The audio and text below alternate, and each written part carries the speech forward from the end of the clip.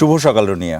শুভ সকাল জোহা, এবং সেই সাথে শুভ সকাল আপনাদের সকলকে যারা দেশ এবং দেশের বাইরে থেকে এই মুহূর্তে যুক্ত হয়েছেন যমুনা টিভির প্রতিদিনের আয়োজন সকালের বাংলাদেশে। আমি রুনিয়া আছি এবং আমি আছি শামসুজ্জোহা। আমাদের সঙ্গে থাকছেন একজন অতিথি, তার সাথে তার অভিজ্ঞতার কথা শুনবো। বিরতির পর সকালের বাংলাদেশ আপনাদের সবাইকে স্বাগত। রুনিয়া আছে, সাথে আছে জোহা। এবং আমরা বিরতি দিতে যাওয়ার আগেই যেমন বলছিলেন, আমাদের সঙ্গে একজন অতিথি আছেন, তাকে নিয়ে আমরা এই পর্বে ফেরত এসেছি। মিশু বিশ্বাস আমাদের সঙ্গে আছেন, অতিরিক্ত উপ পুলিশ কমিশনার ডিএমপি। মিশু বিশ্বাস, আপনাকে স্বাগত জানাচ্ছি। দর্শকদের জানিয়ে রাখি, মিশু বিশ্বাসে আমরা যে পরিচয় দিয়েছি পুলিশ কর্মকর্তা গোয়েন্দা বিভাগের, কিন্তু আজকে আপনাকে আমন্ত্রণ জানিয়েছি যে জন্য, সেটি হচ্ছে যে বাংলা চ্যানেল পাড়ি দেয়া একজন বাংলা চ্যানেল জয়ী একজন সাঁতারু হিসেবে। এইটি আসলে আপনার পেশাগত জীবনের সাথে তো সম্পর্ক নেই, এটা কি আপনি নিজের ব্যক্তিগত আগ্রহ থেকে? ব্যক্তিগত আগ্রহ থেকে করছেন, কিন্তু তার আগে যে ছোট্ট একটা প্রশ্ন, সেটা হচ্ছে আপনার সকালটা কিভাবে শুরু হয়? ধন্যবাদ আমাকে সুযোগ দেওয়ার জন্য। আসলে আমি সকাল ঘুম থেকে উঠি 5:30টার দিকে উঠি প্রতিদিন। হ্যাঁ, 5:30টার দিকে উঠি। তো 5:30টার দিকে উঠে আমি আমার সপ্তাহের প্ল্যানটা এমন থাকে যে 2 দিন দৌড়, 2 দিন সাইক্লিং, 2 দিন সাঁতার। তো এরকমভাবে আমি আমার রুটিন করি। তো আমি 5:30 পৌনে 6টার দিকে আমি বের হই হালকা কিছু খাবার খেয়ে। তারপর আমি হয় দৌড়াই, না হলে আমাদের রাজারবাগ পুলিশ লাইনে পুকুর আছে, এই পুকুরে আমি সাঁতার প্র্যাকটিস করি। আর মাঝে মধ্যে রমনা পার্ক, সোহরাওয়ার্দী পার্ক, এই পার্কগুলোতে আমি দৌড়াই। আচ্ছা, এইভাবেই আমি আমার এত ভোরে উঠে এই যে সাইক্লিং, দৌড় কিংবা সাঁতার, এটিতে আসলে সব মানে আমরা চিন্তাই করতে পারি না। এটি আমরা চিন্তাই করতে পারি, এবং তার মানে তাতে বোঝা যাচ্ছে যে আপনি আসলে সবসময় স্পোর্টসের সাথে কোনো না কোনো ভাবে আসলে জড়িত।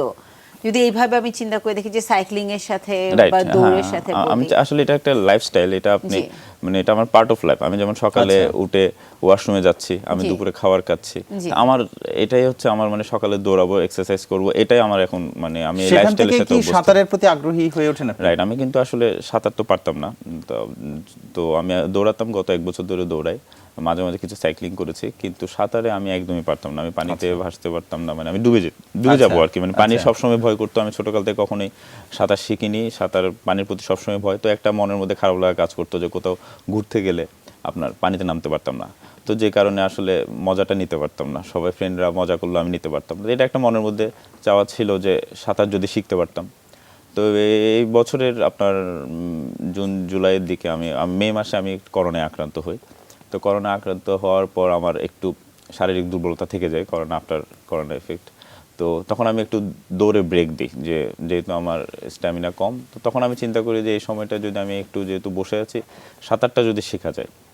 তো তখন আমি চেষ্টা করি যে প্রায় 1 মাস চেষ্টা করার পর আমি পানিতে ভাসতে পারি, অগাস্ট মাসের দিকে।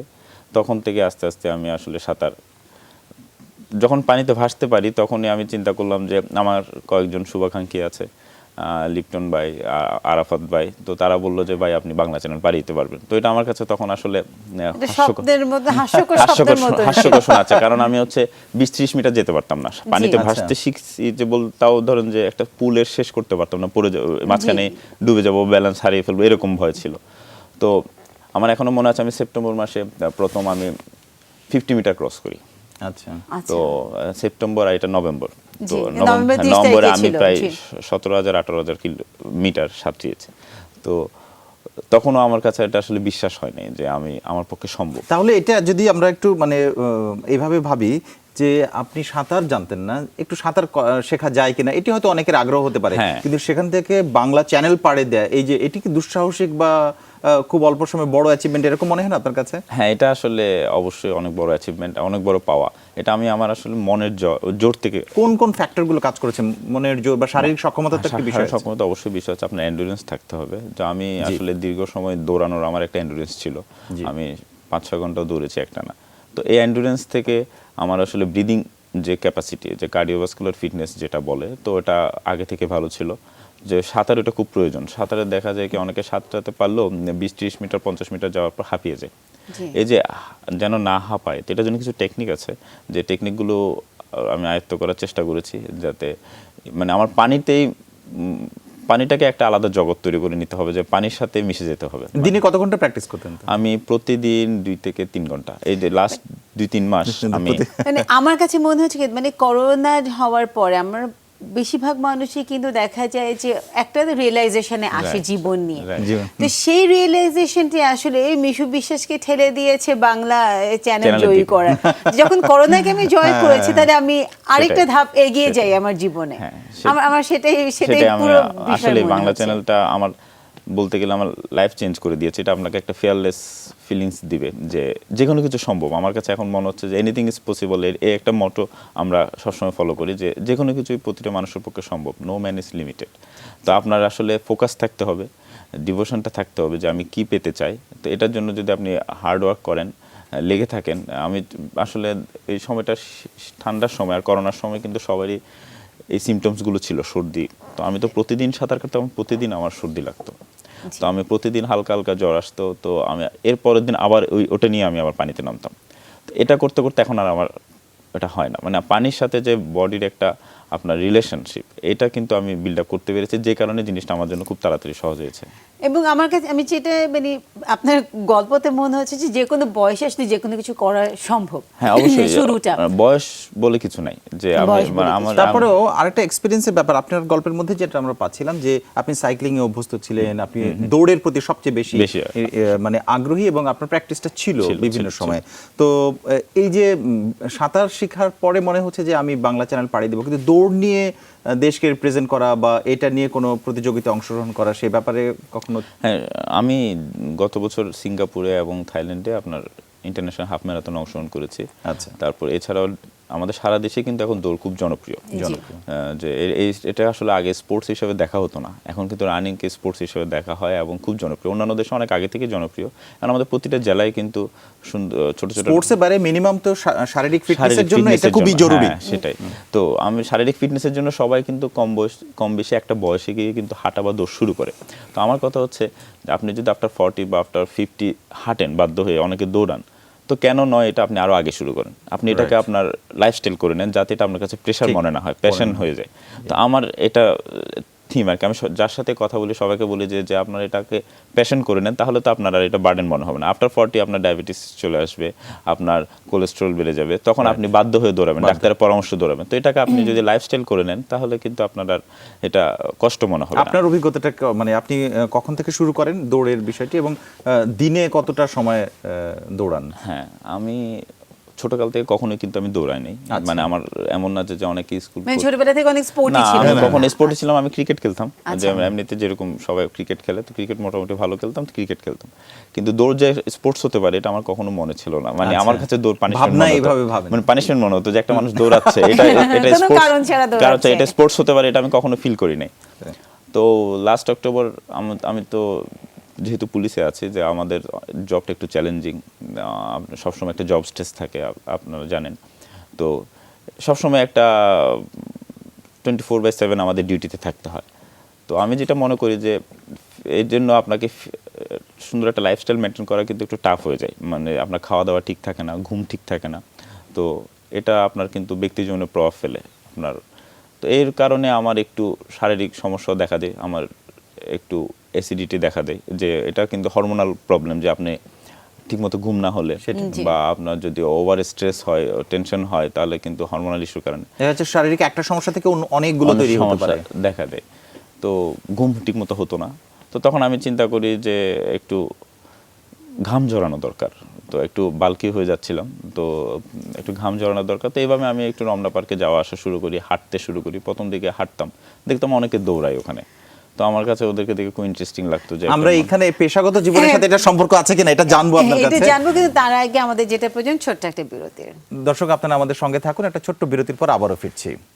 বিরতির পর সকলে বাংলাদেশ, আপনাদের সবাইকে স্বাগত। রুনিয়া আছে, সাথে আছে সোহা, এবং আমাদের সঙ্গে আছেন আমাদের অতিথি মিশু বিশ্বাস, অতিরিক্ত উপ পুলিশ কমিশনার ডিএমপি।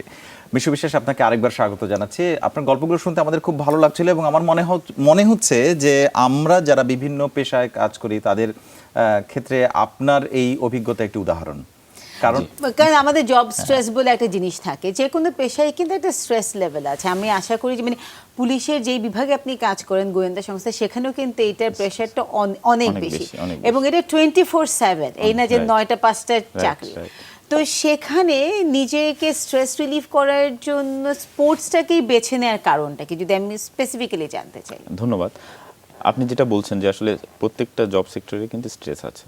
তো আমার পুলিশে 24/7 আপনি এটা সব সময় আমাকে স্ট্রেসের মধ্যে থাকতে হয়।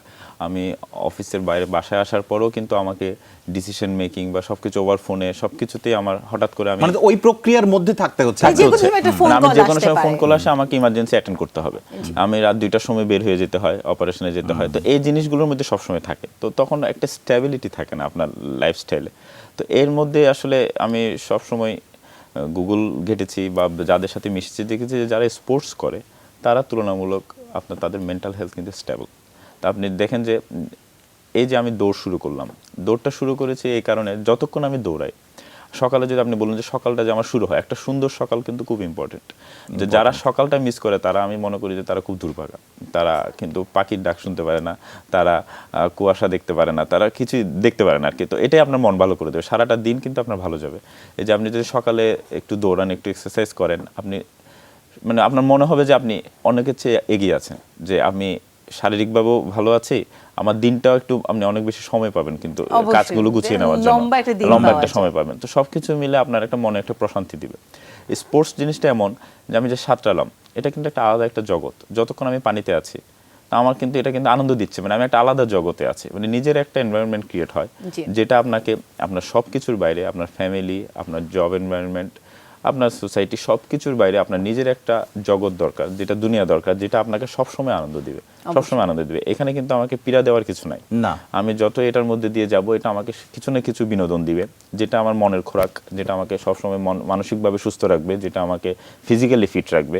তো এইরকম কম্বিনেশন তো আর পাওয়া যায় এটা না। একই সাথে আমার অনেকগুলো জিনিস মনে হচ্ছে যে সাঁতার বলেন, সাইক্লিং বলেন বা দৌড় বলেন, এটি আপনার শারীরিক সক্ষমতার ক্ষেত্রে সহযোগিতা জি। করছে, মানসিকভাবে ভালো থাকতে জি, জি, সহযোগিতা করছে এবং গুড টাইম গুড টাইম। এবং তার পাশাপাশি কিন্তু আপনি আসলে প্রকৃতি কেন্দ্রিক, এখানে কিন্তু আপনার আলাদা কোনো গ্যাজেট বা কোনো কিছুর প্রয়োজন হচ্ছে না। না। আপনার শরীর, প্রকৃতি এবং তার নিজস্ব একটা হ্যাঁ, আয়োজনের এটা আসলে একটা ব্লেসিংস। আমি বলবো যে আমি এই যে স্পোর্টস কেন্দ্রিক আমি যে আসক্তি চলে এসছে, তো আমি তো আসলে ইয়াং জেনারেশনের সবাইকে বলতে চাই যেটা, যে আমাদের কিন্তু অনেক ধরনের নেশা এখন। এই ধরনের ছেলেরা আজকে দেখেন যে গেমস খেলছে, কেউ মাদকাসক্ত হয়ে পড়ছে। তো এইগুলো থেকে আসলে বের হয়ে আসার জন্য আপনি যদি ছোট থেকে একটা ছেলেকে এই স্পোর্টস কেন্দ্রিক নিয়ে আসতে পারেন, তাহলে কিন্তু অন্য আসক্তি তার মধ্যে আসবে না। আমরা যে ফেসবুকে বা সোশ্যাল মিডিয়াতে আমরা যে ঘন্টার পর ঘন্টা টাইম ওয়েস্ট করছি, নিজেরাও বুঝতে পারছি না যে আমি ফেসবুক স্ক্রল করছি তো করছি, এই সময় চলে যাচ্ছে।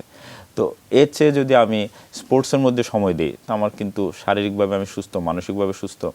আমার ডিপ্রেশন যে বলে যে একটা শব্দ আছে, যেটা আসলে অনেক আপনারা দেখেন যে ওয়ার্ল্ড যদি দেখেন, অনেক এস্টাবলিশ লোক এই ডিপ্রেশনের কারণে সুইসাইড করছে, এডিক্টেড হয়ে যাচ্ছে। তাদের সব মানসিক আছে। স্বাস্থ্যের জায়গায় কোনো রকম ঘাটতি ছিল হয়তো তাদের। হ্যাঁ ছিল, মানসিক জায়গায় তাদের সবকিছু আছে, তাদের টাকা পয়সা আছে, তাদের ফেম আছে, তাদের কি নাই, কিন্তু তারপরেও তারা একটা বয়সে গিয়া কিন্তু আর জীবন। আপনার এই আহ্বানটা আমরা দর্শকের উদ্দেশ্যে, দর্শকরা নিশ্চয়ই এটাকে গ্রহণ করবেন। কিন্তু আমি আরেকটা বিষয় জানতে চাই, সেটি হচ্ছে যে আপনার যে আলোচনাটা আমরা শুরু করেছিলাম বাংলা চ্যানেল পাড়ি দিয়ে, সেটি 4 মাসের সাঁতারের অভিজ্ঞতার পরে আপনি করেছেন। এরপরে সাঁতার কেন্দ্রে কিন্তু আরো অনেক ইভেন্ট হয়, এটি বাংলাদেশের একটি চ্যানেল, আরো তো অনেকগুলো চ্যানেল রয়েছে আমি যতদূর জানি। তো সেই সমস্ত ব্যাপারে আপনার কোনো আগ্রহ তৈরি হয়েছে কিনা? হ্যাঁ, আগ্রহ আছে। মানে আমি একটি সম্ভাবনার জায়গা। জি অবশ্যই অবশ্যই আছে, আমার কিছু মিশন আছে। যেমন আমি চাই আগামীতে 7টা চ্যানেল আছে যে ওয়ার্ল্ডের টাফেস্ট চ্যানেল ধরা হয়, ইংলিশ চ্যানেল তার মধ্যে আছে, জিব্রাল্টার চ্যানেল আছে। তো এই 7টা চ্যানেল আমি পর্যায়ক্রমে, যদি আমাকে সৃষ্টিকর্তা সক্ষমতা দেয়, সুস্থ রাখে আমার, তাহলে আমি পাড়ি দেওয়ার ইচ্ছা আছে। আমরাও চাই। আমি চাই আমরাও সেটা চাই 7টা আসলে। চ্যানেল পাড়ি দেওয়ার। ওয়ার্ল্ডে 21 জন আছে, শুধু 7টা চ্যানেল পাড়ি দিয়েছে। সবগুলো চ্যানেল পাড়ি সবগুলো চ্যানেল টাফেস্ট 7, মানে এটাও স্বীকৃত আর কি, 7 ওশান বলা হয়।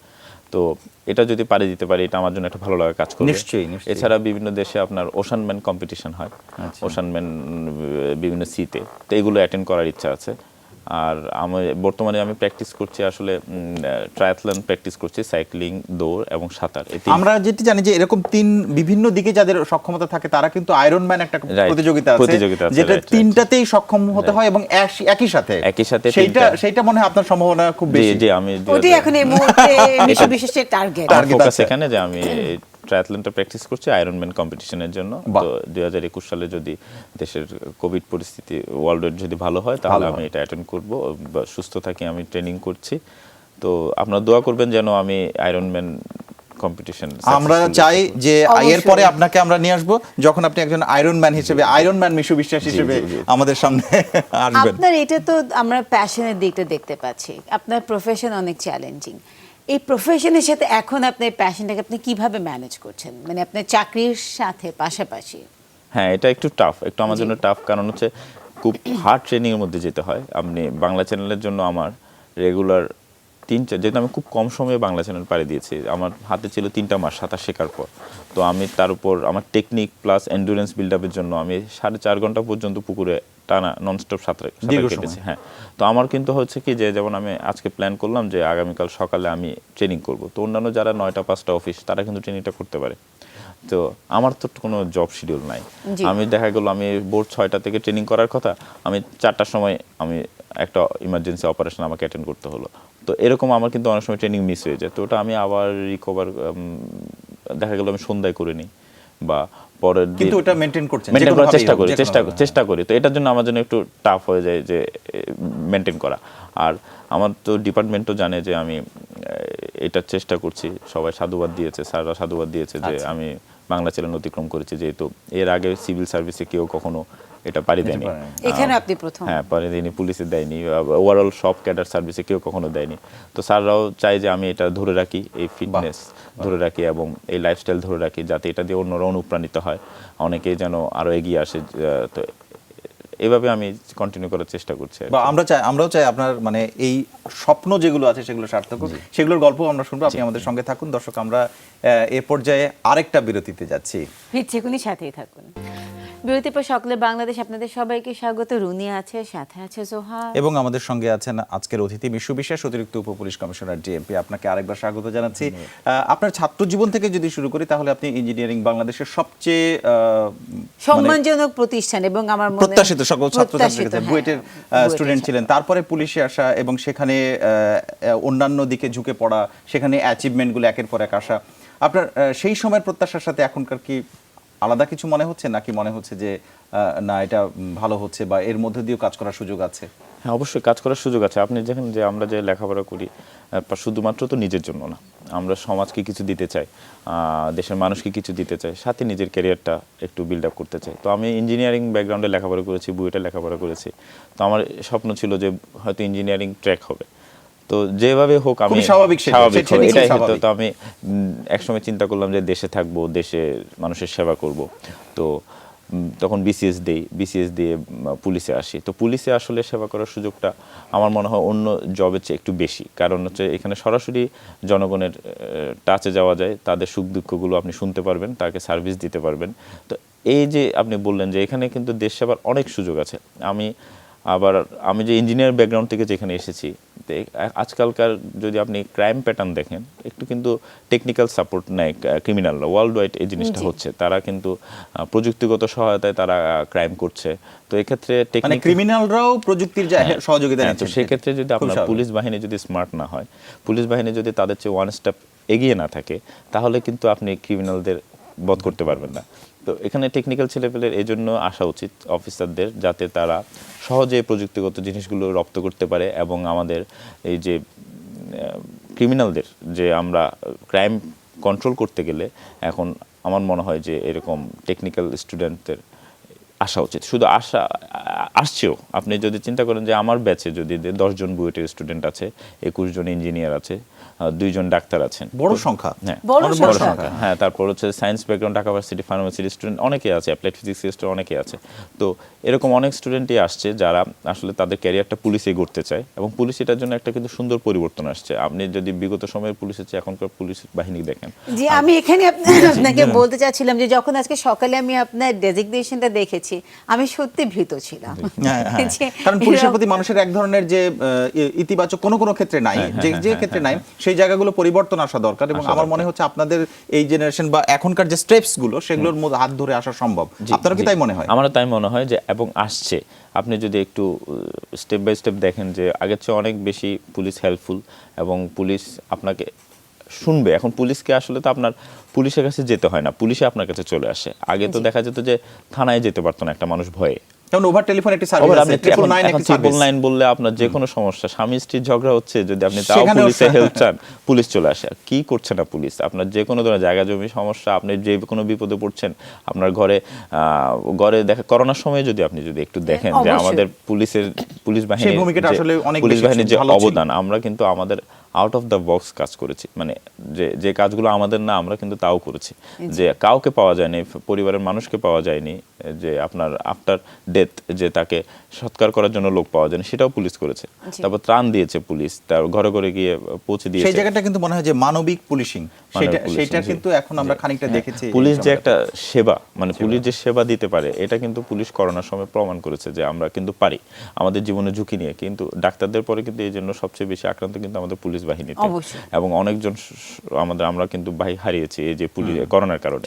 তো এই যে আমাদের স্যাক্রিফাইস গুলো কিন্তু সব দেশের মানুষের উদ্দেশ্যেই। আমাদের কিন্তু লাইফ রিস্ক আছে। যেমন আমি কিন্তু করোনায় আক্রান্ত হয়েছিলাম, তো আমি তো ওই সময় কিন্তু আমাদের বাংলাদেশ পুলিশের করোনা সেলের আমি ছিলাম কোঅর্ডিনেটর, যে আমাদের করোনা টেস্টের ডিএমপি, যে কজন সদস্য আমাদের তো গণহারে করোনায় লোক আক্রান্ত হচ্ছিল তখন, তো তাদের টেস্ট করার জন্য দায়িত্ব ছিল আমার। তখন আমিও কিন্তু করোনায় আক্রান্ত হই।